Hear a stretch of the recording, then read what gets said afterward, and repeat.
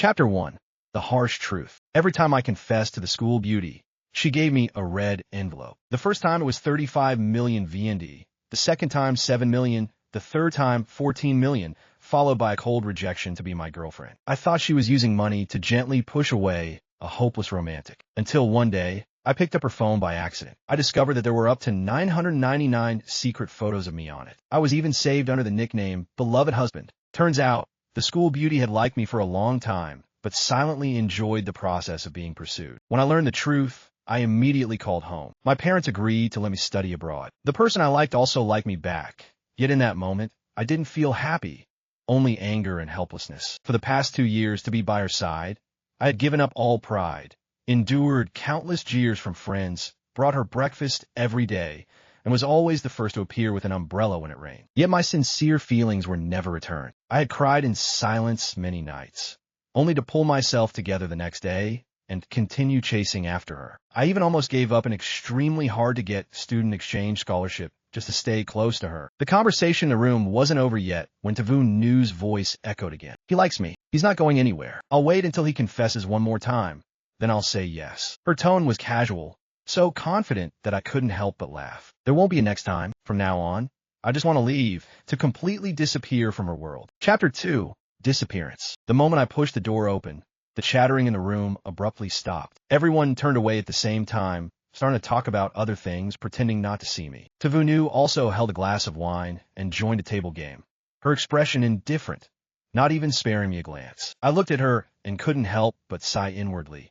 Her acting is really top-notch. Faced with everyone's cold shoulder, I wasn't upset. I quietly walked to an empty seat in the corner and sat down. For the next hour or so, people chatted cheerfully, while I sat alone, scrolling through my phone like an invisible person. Before, as long as Tavoon Nu appeared, I would always find a chance to get close to her, trying every topic to catch her attention. Even for this birthday party, I had to put in a lot of effort and connections just to be invited. Things that are hard to obtain should be cherished more, right? But my unusually indifferent attitude today seemed to suggest that I didn't care at all about her birthday. This sudden coldness made Tavoon Nu lose her composure. She glanced at me several times. After singing the birthday song and cutting the cake, it was quickly time to give presents. I waited until everyone had finished handing over their gifts before slowly getting up. I took out a small calendar from my bag. Everyone looked surprised because the calendar was no bigger than a palm, with only 30 pages in total.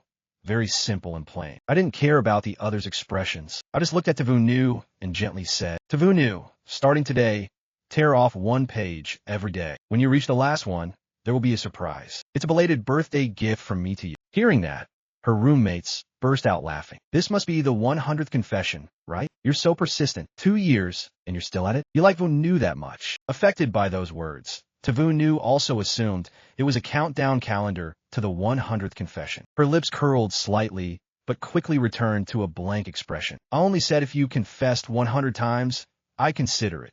Not that I would definitely say yes. I knew they had all misunderstood. The final page was not the day I would confess again. It was the day I would disappear completely from her world. I didn't explain. I just smiled. Tavoon Nu, I've chased after you for so long, but still couldn't move your heart. I really want to know, what's your ideal type like? As soon as I finished speaking, the room fell silent. Everyone looked at her with puzzled expressions. Tavoon Nu stared at me, silent for a few seconds, then slowly opened her mouth. My ideal type is... Chapter 3. The Replacement. Just at that moment, the door was pushed open, immediately drawing everyone's attention. Under the spotlight of countless eyes, Chu Moxon stepped in, holding a beautifully wrapped gift box, and smiled gently at Tavoon Nu. Tavoon Nu, happy birthday. Tavoon Nu's gaze followed the voice and landed on Moxon. She tapped her fingers lightly on the table, finishing the sentence that had been interrupted. My ideal type is, of course, the boy next door kind. Lively personality, bright appearance. Hearing such a suggestive comment right after walking in, Moxon blushed, but happily walked to her side and handed over the carefully prepared gift, urging her to open it right away. The crowd's attention quickly shifted, and no one mentioned the previous topic again. Watching the two of them surrounded by everyone, I didn't look hurt. Instead, I calmly returned to my seat. That whole evening, no matter where Tavoon Nu went, Moxon was always by her side. They talked and laughed, looked after each other, and even shared a piece of cake. I quietly observed their intimacy, and countless memories flashed through my mind. Even though Tavoon Nu was the school beauty and had many admirers, she always kept a distance from the male students. The only exception was Moxon, her childhood friend who grew up with her. He would help fix her messy bangs, go to and from class with her, bring her water during basketball breaks. All those special treatments pierced my heart like sharp knives. It wasn't until I learned the bitter truth that I realized, despite being childhood friends, Tae-woo and Moxin weren't that close in the past. Moxin had always followed her around, but she never paid him much attention. It wasn't until I appeared that she deliberately, very deliberately, acted close with Moxin in front of me, just to make me jealous and chase her harder. So when I saw Tae-woo putting on this little act tonight, I found it laughable. I put down my wine glass and stood up, heading to the restroom. I splashed cold water on my face, trying to clear my mind. As I wiped my face with a tissue, someone suddenly appeared beside me. I didn't notice until I heard a sarcastic voice. It was Moxin. Jong Hao then. How many years have you been chasing Vunu and she still hasn't said yes? And yet you still have the nerve to attend her birthday party? Come on. She clearly doesn't like you. Can you stop living in a fantasy? You cheap stalker. Despite his scholarly appearance, the words coming out of his mouth were disgustingly crude. I didn't react with anger. I just looked at him calmly. Are you done? Moxin didn't expect such a calm response. He froze slightly, but quickly regained his pride and glared at me. Of course not. Do you know what people at school say about you? The stalker who confessed 99 times. You're a student too. Don't you have any self-respect? Everyone knows Vunu likes me. Why don't you open your dog eyes and see it for yourself? He looked like he was about to get physical. I remained unfazed, shifted my gaze to something behind him, and reminded him, before cursing someone, you might want to look behind you. Confused, Moxin turned around, and there stood Tae-woo at the doorway. Who knows how long she'd been there, but she had clearly witnessed the entire scene. Realizing this, Moxin panicked. His scholarly demeanor disappeared, replaced by a nervous fluster. He quickly ran over to Tae-woo, grabbing her hand and trying to explain. Vunu, it's not what it looks like. Zhanghao tun statet eat. He insulted me first. But Tae-woo seemed completely unfazed. She had obviously seen Moxin insulting me, yet she pretended it never happened. She looked up at me, then turned and held Moxin's hand, her voice gentle. I believe you. Let's go home. With that, she led Moxin out of the bar. Moxin, surprised by her attitude, turned back and smirked at me with a mocking, triumphant grin, as if laughing at my stupidity. Chapter 4. Departure. I lowered my head and turned to walk down the stairs. The hallway was quiet, only echoing the sound of my own footsteps. In the darkness, I replayed what had just happened and let out a cold laugh. When she held Moxin's hand, her eyes were clearly looking at me. Her mouth spoke carrying words to Moxin, but honestly, her acting was too good. If I hadn't known her hidden feelings, I might have been deceived again and kept suffering for a long time. What happened tonight wasn't the first time something like this occurred. Over the past few years, in order to pursue her, I had abandoned all my pride and dignity. No matter how others ridiculed or insulted me to my face, I didn't care. I only wanted to focus on her, to achieve the one thing I longed for. No regrets. That's why I persisted through 99 confessions. But the girl I liked for 2 years, just because she enjoyed being chased, turned a blind eye to the mockery and humiliation aimed at me. That hurt me more than all the insults ever could. Outside, it was raining heavily. Almost all the taxis had stopped. People were stuck at the entrance of the bar. Tae-woo called her private driver to pick Moxin up and take him home. Moxin immediately showed off his smug expression, glancing sideways at me and deliberately saying, "It's so late already. Everyone else has gone home. You're just standing here by yourself waiting for a car. Not a great look, huh?" Tae-woo took the umbrella from the driver, her voice flat. "He has legs." After saying that, she didn't even look at me. She escorted Moxin into the car. Watching the sports car fade into the rainy distance, I didn't care. I kept calling for a ride via the app. After waiting in the cold wind for over 2 hours, a driver finally accepted my request. By the time I got home, it was already 2 a.m. I brushed the rain off my coat and slowly walked to my apartment door, entering the passcode. As the door opened, so did the one across from mine. Tae-woo stepped out, her face emotionless and eyes void of warmth. "Next time, come home earlier. The door noise is too loud. It disturbs my sleep." Seeing that she was still in the same clothes as before, I understood something. I just nodded dismissively and turned to enter my room, turned on the light, and closed the door behind me. After I changed my shoes, I heard a loud bang from outside. I ignored it, took off my coat, turned on the air conditioner, and curled up on the sofa. This apartment, I bought it half a year ago. After hearing from others that Tae-woo had moved out of the dorm, I also moved out to become her neighbor. Every morning, I brought her breakfast. Every evening, I said goodnight. I created endless coincidences every day, all to move her heart. But no matter how much I cared, she remained indifferent, rarely ever responded. It wasn't until I discovered her secret that I realized she had always been pretending not to care. Just like tonight, she had obviously come home long ago and hadn't even changed her clothes. She was worried about my safety and couldn't sleep. But when she saw me, she deliberately acted like she didn't care, saying such meaningless things. I was too tired of playing along in this fake drama. I didn't want to act with her anymore. I opened a real estate app and posted a listing to sell my apartment. Once I decided to leave, I had to be resolute. Chapter 6. The Turning Point. That morning, I didn't attend class. Instead, I went home. I turned on the faucet and filled a basin with water. Without hesitation, I plunged my head into it. Only when my chest began to burn with suffocation did I finally lift my head, gasping for air. The dizziness from anger slowly cleared. Looking at my now calm reflection in the mirror, I took the thick stack of love letters and tore them to pieces. Then I burned them to ash and flushed them down the drain. Over the weekend, our long and active student club suddenly sent out a message announcing a gathering. I was just about to submit my resignation from the club, but decided to attend instead. As soon as I pushed open the door to the meeting room, I saw her, Vunu. She had never attended club events before, and yet here she was. I acted like I didn't see her and sat quietly in a corner. The moment I appeared, Moxin's friends immediately began putting on a show. I wonder why the school beauty agreed to show up today. Of course, it's because M is a social butterfly. Everyone knows she only listens to M. I ignored them and peeled a few mandarins. Once everyone had arrived, the club president announced the start of the games. I wasn't interested, but I got pulled into it and participated without much enthusiasm. We played several rounds of this dull, truth or dare game. Eventually, it was Vunu's turn to lose. The room instantly erupted in excitement. Oh my, the school beauty picked the kiss a member of the opposite sex for 3 minutes card. Come on, who will you pick? I knew she wouldn't pick me and didn't care who she would choose. I simply kept fiddling with the dice in my hand. Just as expected, she chose Moxin, but she made one unusual request. Turn off all the lights in the room. The room went dark. Only the sounds of breathing and whispers from the other members could be heard. 3 minutes passed, and the lights came back on. Vunu sat back down calmly. Across from her, Moxin was frozen in place, looking unwell. Vunu hadn't kissed him. I glanced at her and heard the club president say, "Next round." I casually rolled the 3 dice. Unexpectedly, all 3 landed on 1, the lowest possible score. Without saying a word, I picked a card from the punishment pile, and it was the exact same one as earlier. Instantly, everyone's eyes lit up with excitement, darting between me, Vunu, and Moxin. I ignored the stares and spun the bottle. It pointed to a junior girl sitting across from me. Everyone held their breath, expecting me to back out, but I remained calm, stood up, walked over to the girl, and said with a flat tone, "Sorry to bother you." The girl hesitated, about to stand up, when suddenly Vunu slammed her chair back and stood abruptly. Everyone was stunned. "I'm tired.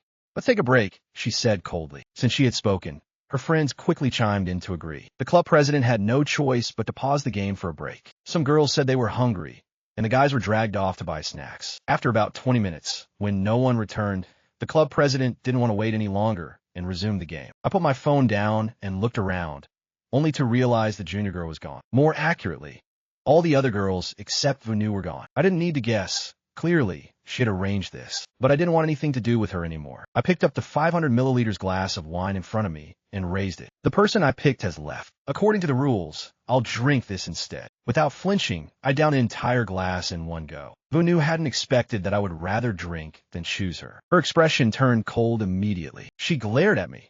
My face now flushed red, clenching the dice so hard they cracked in her hand. With half the people missing, the game lost its fun. The gathering eventually ended. I was drunk. After everyone left, I handed in my club resignation to the president and stumbled toward the stairs. At the stairwell, I vaguely saw Moxin. I wanted to pretend I didn't see him, but he grabbed my arm, face full of rage. "Earlier, when the lights came back on, what was that look you gave me supposed to mean? Let me tell you, Vunu didn't kiss me for a reason. That was her way of expressing her real feelings for me." I nearly laughed, but I knew no matter what I said now, Moxin wouldn't listen, so I nodded. "Sure, you're right." I tried to shake off his hand and leave, but he held on tighter and continued yelling. As we struggled, I was already unsteady and lost my balance. I fell backward down the stairs. Moxin, startled and off balance, fell after me. The loud crash drew the attention of some students who hadn't gone far. Seeing both of us badly injured, they panicked. In the end, it was Vunu who arranged for both of us to be taken to her family's hospital. Chapter 7. The Truth Revealed. After the examination, the doctor announced, bone fractures. If not treated in time, it could lead to permanent disability. From the moment the injuries were discovered, Vunu's eyes never left me. Looking at my pale face and the constant beads of sweat rolling down my forehead, it seemed like she could feel my pain in her own heart. The operating room was ready, but there was only one specialist available at the time. Vunu had to decide who would be operated on first. Instinctively, she looked at me. Our eyes met, but in my gaze, there was no longer any obsession or affection, just the cold stillness of a dead lake. That look made her heart tremble. "Nurse, please decide quickly. Who goes in first?" I lay on the stretcher, face pale as a sheet. Just before losing consciousness, I clearly heard Vunu say one name. "Mok-Sin. Save Mok-Sin first." In an instant, the doctors wheeled Mok-Sin into surgery. As the doors shut behind him, I slipped into unconsciousness. When I woke again, it was a day later. The first thing I did was reach for my leg. Feeling it still there, still responsive, I let out a long sigh of relief. Tears welled up. I wasn't paralyzed. My parents, having received the news, rushed over immediately and arranged to have me transferred to a VIP room on the top floor, where they took care of me day and night. 2 hours later, Mok-Sin was also wheeled into the room directly across from mine, accompanied by none other than Vunu, who personally helped him get settled so she could keep a close eye on him. Both doors remained open, allowing me to see and hear what was going on in the room opposite. Mok-Sin constantly complained about the pain. Vunu tried to distract him with different topics. He didn't like hospital food, so she cooked light, homemade dishes and brought them to him. We got bored in bed. She found ways to entertain him. During those days in the hospital, their closeness became so obvious that even the nurses started gossiping about whether the hospital director was about to gain a daughter-in-law. I remained silent, merely observing. But deep down I knew Vunu did all this just so I could see it. After all, I had closed my door hundreds of times, yet each time, a nurse would conveniently come in to check the room shortly after. The probability of that happening by chance was zero. Right after I was discharged, I ran into the two of them in the basement parking lot. The moment they saw me, Vunu helped Mok-Sin, now in a wheelchair, into the car. Through the window, Mok-Sin leaned out and gave me a fake smile. "John, how then? I heard you live right across from Vunu. We're headed that way. Want a ride?" I ignored him, didn't even look up, and headed for my own ride. Once we arrived at the building, I refused my parents' help and made my way upstairs on crutches. As the elevator rose to the 17th floor, Vunu, who had originally been driving Mok-Sin home, suddenly entered the lift. The two of us looked at each other, but said nothing. The elevator stopped. Vunu stood still by the door, not moving. I had to hobble around him to exit first. I was slow, but the person behind me was even slower. I could feel his gaze following me. At my door, just as I was entering the code, one of my crutches suddenly slipped from my hand. I leaned against the wall, slowly crouching to retrieve it. Just then, a shadow appeared before me. Vunu squatted down, likely to help me. But when our eyes met, she hesitated, retracted her hand, and pretended to retie her shoelace instead. I let out a faint chuckle, picked up the crutch, stood up, and walked inside. Chapter 8. The mask comes off. After resting at home for a while, it was finally time for final exams. Though I was about to study abroad and my leg had only just started to recover, I didn't request a deferral. I still showed up to take the exam. The lecture hall had steep, tiered seating, and since my leg wasn't fully healed, I chose a seat at the very front in the middle of the room. Not long after, Vunu entered the hall, supporting Mok-Sin. The moment he saw me, Mok-Sin immediately complained about leg pain and insisted on sitting in the front row. Vunu helped him to a seat, right next to mine, while she took a seat by the wall. The test began quickly. As the instructor turned his back to walk down the stairs, Mok-Sin took the opportunity to toss a crumpled piece of paper across the aisle, landing it on my desk. I had just lifted my pen when I froze, completely confused. Before I could react, the instructor turned back and scolded me. "I've said many times, you may fail, but you may not cheat. Yet here you are, violating the rules on purpose. Zhang Hao Tun, Zotet es voi." Only then did I understand Mok-Sin's intent. But I wasn't going to accept this injustice. I immediately stood and requested to review the classroom surveillance footage. Unfortunately, due to a power outage that morning, the lecture hall's cameras hadn't been turned on in time. Seeing Mok-Sin's smug expression, I could barely contain my anger. Vunu, sitting right next to him, had seen everything. The instructor, trying to be fair, called her over. This lecture hall had been funded by Vunu's family. She didn't need to curry favor with anyone. Known for her cold and principled personality, her words carried significant weight among teachers and students alike. After hearing both sides, Vunu looked at me and then calmly said, "The one who cheated wasn't Mok-Sin." Those words instantly condemned me. Instructor True believed her without hesitation and gave me a sharp glare. "Zhang Hao Tun, Zhou Stu Deni." Not only did you cheat, now you're slandering your classmate. You're incorrigible. Were all your past grades copied too? Either way, this will be reported to the entire school, and a public notice of criticism will be issued. I stood there frozen,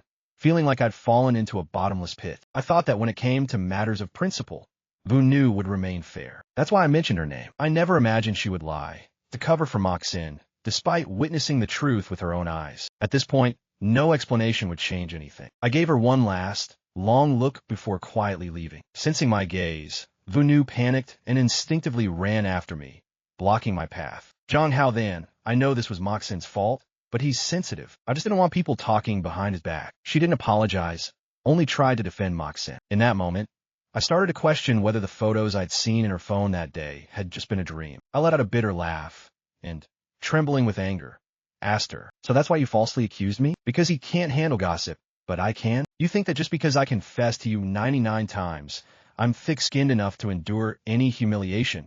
Is that it?" Her eyelids twitched. She reached out and grabbed my hand. "That's not what I meant. It's just one exam. You can make up the credits later. I'll find a way to make it up to you." "Make it up to me? You don't even like me. What would you possibly give me?" My sarcastic tone stunned her. For a second, she nearly blurted out what she truly felt. "Who says I don't?" She caught herself mid-sentence and changed course. "Trust me, at the 100 confession, I'll make it up to you." She nearly said she'd accept my confession. The old Vunu would never have been so careless. This only happened because she was flustered. At that moment, I had lost all hope. I pulled my hand away and lowered my voice. "Then keep tearing the calendar pages. Wait for the last day." Seeing me withdraw, Vunu calmed herself and softened her voice. "All right, just 3 more days. I'll give you a proper answer." Chapter 9. The Reveal. 3 days before my departure, the apartment I had listed for half a month was finally sold. The real estate agent brought over the paperwork, and I quickly signed a contract. In just 3 days, I would move out. I planned to spend the remaining time packing everything up so the new tenant could move in without delay. After recording the move-out date, the agent and I walked to the elevator. Just as the elevator door opened, Vanu stepped out carrying 2 bags. She glanced briefly at the agent before offering a polite greeting. The agent returned the greeting, clearly puzzled. Once the elevator descended, I turned to go, but Vunu called out to me and handed me one of the bags. "I bought too much. I can't finish it all. Take some and try it." I glanced down. It was my favorite sponge cake. The bakery was located all the way across the city. It would have taken over 2 hours round trip, not to mention waiting in line for more than an hour. She had clearly made the trip on purpose and found an excuse to give it to me, hoping to apologize for what happened the day before. But I didn't need her apology anymore. I said nothing except to the bag, and when I got home, I casually tossed it into the trash. The sponge cake packaging traced a perfect arc in the air and landed right in the bin. 2 days before leaving, I went to a printing shop and spent a few thousand yuan to print 10,000 small cards, each one the size of a fingertip. Then I returned to the dorm and asked my roommates for help. On December 3rd, we climbed to the rooftop of the main building and prepared to scatter the cards over the plaza below. My roommates, already aware of what I had gone through, were surprised I hadn't given up and began trying to persuade me. "How Tun, just let it go. After all Vunu did to you, why are you still torturing yourself? Yeah, she was awful to you. She doesn't deserve your feelings." Though I'd already made peace with it, their concern warmed me. I shook my head. "Don't worry. I know what I'm doing. Just help me scatter the cards. I already hired a cleaning crew to tidy up afterward. I'm not planning to confess anymore. I just want to say goodbye." My words stunned them all. None of them could guess what I was really planning. I simply added, "Thank you," and walked away. As I disappeared from sight, one of my roommates opened the box and picked up a card. On it was a single sentence: "I will never like to Vunu again." One day before leaving, I went to the school to complete the withdrawal process. When I returned home, I began packing. I had only lived there for 6 months, so there wasn't much, but almost everything was related to Vunu. I grabbed a few boxes and packed up all of it. When I threw those boxes into the trash, I was throwing away everything between us, every memory. All that remained in the apartment were 2 pieces of clothing, a loose black pair of jeans and a shirt, the outfit she wore the first time we met. I struck a match and lit them on fire. Smoke curled upward. Soon, all that was left was ash. I stood up and turned around, only to see Vunu standing in the distance, her face full of shock. "I'm just getting rid of some unnecessary trash," I said indifferently, then turned and went back upstairs. That night, just before dawn, I was jolted awake by noises coming from the apartment across the hall. Still groggy, I grabbed my phone to check the time and noticed my group chat, the one with over 20 members, was blowing up. It took me a while to realize that all the messages were coming from the same group. A year ago, in order to learn more about Vunu's interests, I had secretly joined the chat and forgotten to leave. She didn't even know I was still in there. The people chatting early in the morning were her dorm mates. "Vunu's up so early. Did she stay up all night from excitement?" "Of course not. She started getting ready at 11 p.m. yesterday. Is she really going to say yes to Zhang Hao this time?" Then came something rare. A long message from Vu Nu herself. I'm not saying yes. The truth is, we've both liked each other for a long time. Getting together was only a matter of time. Stop asking. Help me pick an outfit. Which one looks better? She posted dozens of photos of her trying on different clothes. The group exploded with excitement. Oh my god, she's going all out. Is this really our cold, aloof school beauty? 2. This is the first time I've seen you care so much about something. You like Jong Hao that much. Among the flurry of reactions, she responded with just one sentence. I like him very much. I want to be with him for the rest of my life. I couldn't help but laugh. Leaning against the bed, I stared out the window at the brightening sky. Memories flashed through my mind. That one word, like, now felt like a bitter joke, like the ironic twist at the end of an O. Henry story. If she liked me, why did she reject me 99 times? Let me be a public joke. If she liked me, why did she treat me so coldly, deliberately act close to another guy just to provoke me? If she liked me, why did she twist the truth, frame me, and trample on my feelings? If this was her way of liking someone, I couldn't bear it. I didn't want it. The group chat buzzed on. Her roommates shared photos of the plaza. It wasn't even 7 a.m. yet, but the place was already packed, students and teachers, even people from outside the school. Some had even set up stands selling drinks and snacks. So many people. They're all here for the 100th confession. Who knew? Hurry up. You don't want the female lead to be late for her own love story. I was about to exit the group when her message popped up. I'm about to leave. What about? I was about to leave too, but not for the plaza. I wouldn't get to see her expression when she saw the cards fall from the rooftop. I wouldn't get to see her reaction when she found out I had already left the country. From now on, everything about her would have nothing to do with me. I got out of bed, got dressed, and washed up. I took my breakfast out of the microwave and finished eating while doing a final check on my luggage. The apartment was now empty. I looked around one last time, pulled out my phone, and blocked every number and account connected to Vu Nu. Having done all that, I felt a lightness I hadn't felt in years. I pulled my suitcase behind me, turned the knob, and walked out the door toward a new life. Chapter 10. The ending. That morning, the school plaza was packed with people. Teachers, students, even alumni who had long graduated, all gathered to witness this century's most absurd confession. The red carpet stretched from the fountain to the center stage. Balloons floated in the air. Music played softly. A giant banner read, At exactly 9 a.m., a helicopter appeared in the sky, slowly flying over the crowd. Cheers erupted. Everyone thought Jong Hao then was about to make a spectacular entrance. Vu Nu stood at the center of the stage, dressed beautifully, makeup flawless. Her gaze never left the sky, but instead of descending, the helicopter hovered and began releasing thousands of cards into the air. Under the morning sun, the cards fluttered down like cherry blossoms in the wind. Curious, people picked them up. Printed on every card was just one line. I will never like to Vu Nu again. Suddenly, the crowd fell silent. Vu Nu's smile froze. She looked up in disbelief. Card after card fell in her hands, each one with that same line, like a cruel slap to the face. Her hands trembled. Her vision blurred. Just then, her phone rang. It was a message from Jong Hao then. Take care of yourself. She dialed his number immediately, but the call didn't go through. She tried again, disconnected. She opened his social media profile. Blocked. Messaging apps. Blocked. Even the shared folders they once used for club activities gone. She stared at the screen, overwhelmed by panic, like someone drowning in the middle of a vast ocean with nothing to hold on to. Her legs gave out. She collapsed to the ground. At the airport, I sat in the waiting lounge, suitcase by my feet, boarding pass in hand. My phone buzzed with news and chat group updates. I didn't look. I turned it off and tucked it into my coat pocket. I looked out the large glass window. Outside, a plane roared down the runway. In a few minutes, I'd be leaving this place for good, leaving behind every trace of her. From now on, there would be no more Vu Nu in my life, and no more Jong Hao than in hers. Chapter 11. The Search. As soon as the elevator doors opened, he found his path blocked by several large suitcases. The delivery man, seeing he couldn't get out, quickly apologized and moved the luggage aside. He guessed this must be a new neighbor moving in. Remembering that my leg hadn't fully healed, he thought of reminding me to be careful and take the chance to chat with me a bit. But when he reached his own door, he noticed the apartment opposite was slightly ajar. He raised his hand and knocked. It was eerily quiet inside. No movement, no sound. The prolonged silence made Vu Nu frown. Just as he was about to push the door open to check, a male voice suddenly called from behind. Are you the neighbor across the hall? Hello, I just moved into unit 1705. Nice to meet you. 1705? Hearing that number, Vu Nu instinctively looked up at the unit number above the door. In the next second, he stood frozen like a statue. The delivery guy was still introducing himself cheerfully, pushing the luggage inside. But Tavu Nu heard none of it. He suddenly turned to the man and pointed at the 1705 sign on the left. 1705? You're the new tenant? Then where's the person who lived here before? Wiping sweat from his brow, the man beamed. The agent said he moved out this morning. You know him?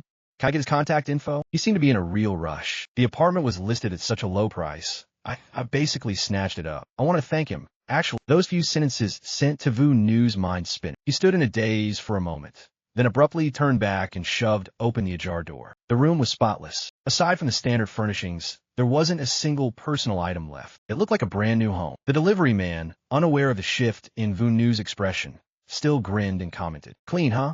The agent said the guy spent 3 whole days cleaning up. He couldn't take much with him, so he left a lot behind. Vu Nu had no idea how he made a home. When he regained awareness, he was sitting on the floor of the entryway. His legs had gone numb, void of any feeling. He looked like someone pulled from a river, drenched in sweat, clothes clinging to his shivering body, cold to the bone. With trembling hands, he pulled out his phone and searched for my WeChat contact. He typed a few words. "Why did you move away?"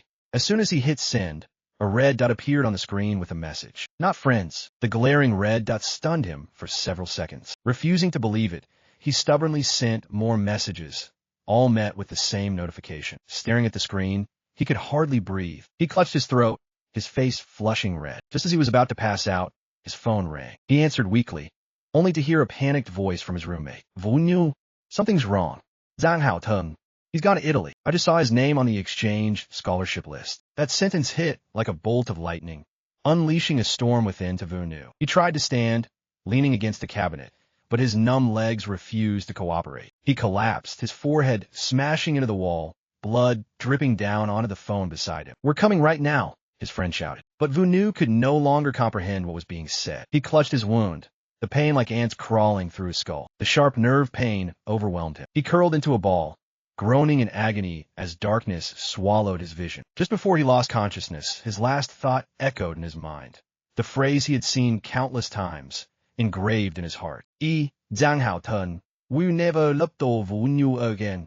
Chapter 12. Too late for regret. Tavu Nu's injuries were serious. Though she was fortunate to survive, she had to be placed in intensive care. When she woke again, 3 days had passed. Her roommates were seated around her hospital bed. Seeing her eyes flutter open, they finally breathed a sigh of relief and started updating her on everything that had happened while she was unconscious. According to the information they gathered, Zhang Haoden had left for Italy 3 days ago, but had not yet completed his enrollment procedures. Rumor had it that after the exchange list was announced, someone filed a complaint against him, accusing him of cheating during the recent exam. Because of this, his study abroad opportunity had been canceled. If it was truly revoked, he would definitely be forced to return. "Don't worry, Vu Nu. He's not going to get away that easily." Hearing this made Tavu Nu's heart race, her eyes widening in disbelief. He's already in Italy? Exam cheating? Study abroad canceled? He might come back. The sheer volume of information overwhelmed her. Before she could make sense of it all, a knock came from the door. One of her friends went to answer it. The other 3 turned and were stunned to see the stern-faced Professor Tran from Tsinghua University step into the room. His imposing presence silenced everyone instantly. "You're Tavu Nu? I heard you were the witness in the cheating case involving Hao Than and Mok Sen. I need to speak with you." The girls didn't dare linger and quickly left the room. As the door shut behind them, Vu Nu raised her chin slightly. "Yes, I'm the one." Upon hearing her confirmation, Professor Tran's face darkened. His voice rose sharply, filled with fury. "Hao Than told me you gave false testimony. Do you have any idea what this could do to his future? Because of your lie, his scholarship might be revoked, and the school is even considering expelling him to silence the public. Once that decision is final, combined with the online gossip you caused last time, his entire future will be destroyed because of you. He liked you. And what did he ever do to deserve this? Has he ever wronged you in these 2 years? Do you hate him that much that you want to ruin him completely? If you have even a shred of conscience left, you'll go to the school right now and tell the truth. If you don't, it won't just be him who suffers. It'll be me and the entire design department too." The words rang in Vu Nu's head like thunder. Her mind buzzed in panic. Back then, she had lied to teacher True simply out of spite, still angry that I didn't choose her during the club gathering. She wanted to push me to the edge, force me to beg for her forgiveness. She never imagined that a single lie would lead to such a disastrous chain reaction.